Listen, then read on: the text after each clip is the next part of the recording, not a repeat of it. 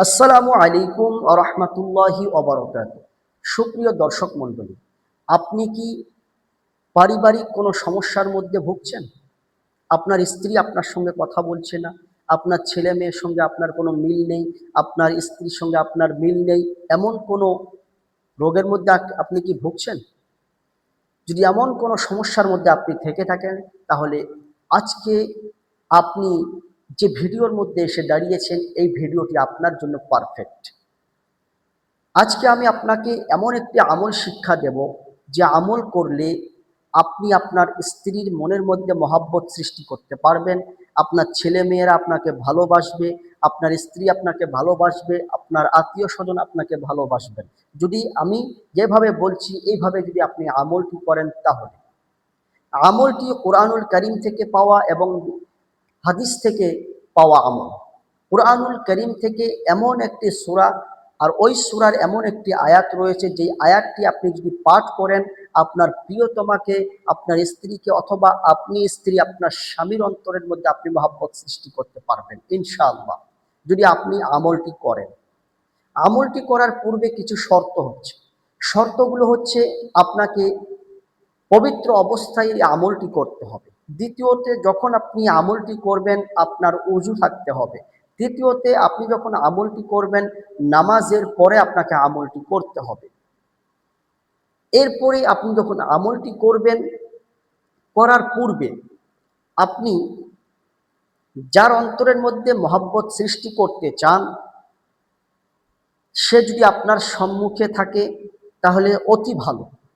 আর যদি আপনার সামনে নেই, দূরে আছে, তার ছবি আপনার কাছে রয়েছে, তাহলে মোবাইল বার করে তার ছবিটাকে সামনে রেখে আপনি আমলটি করে তার চেহারার দিকে আপনি ৩ বার ফু দিবেন।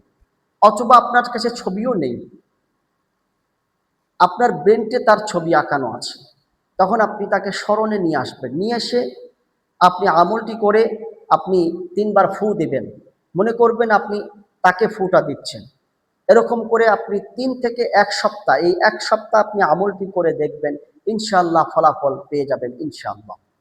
আমলটি হচ্ছে, আপনি যখন আমলটি করবেন, সর্বপ্রথম দরুদে ইব্রাহিম, যেটা আমরা নামাজের মধ্যে পড়ি, এই দরুদে ইব্রাহিম ৩ বার পাঠ করতে হবে। আমি দরুদে ইব্রাহিমটি পড়ে শোনাচ্ছি, আপনারাও এরকমভাবে পাঠ করেন।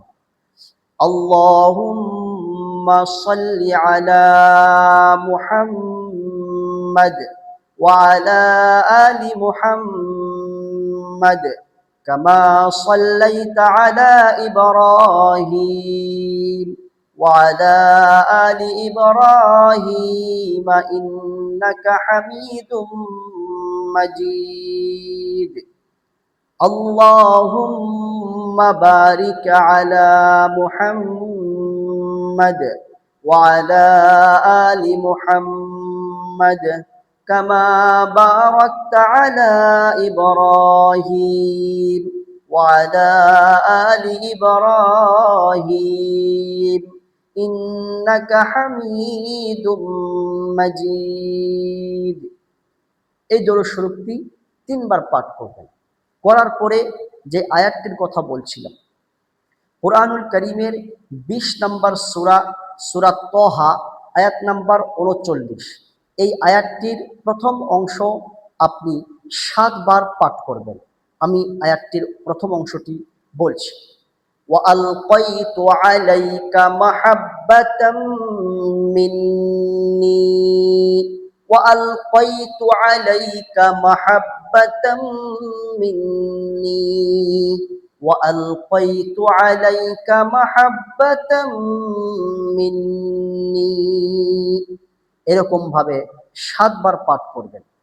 করার পরে আবার ৩ বার দরুদে ইব্রাহিম, প্রথমে যে দরুদটি পড়েছেন সেই দরুদে ইব্রাহিম আবার ৩ বার পাঠ করবেন। করার পরে আপনার সামনে যদি থাকে সেই মানুষ, আপনার মনের মানুষ, তাকে আপনি ৩ বার ফু দেবেন। অথবা আপনার কাছে নাই, ফোনে আছে, আপনি ফোনে ছবিটা বার করে ৩ বার ফু দিবেন।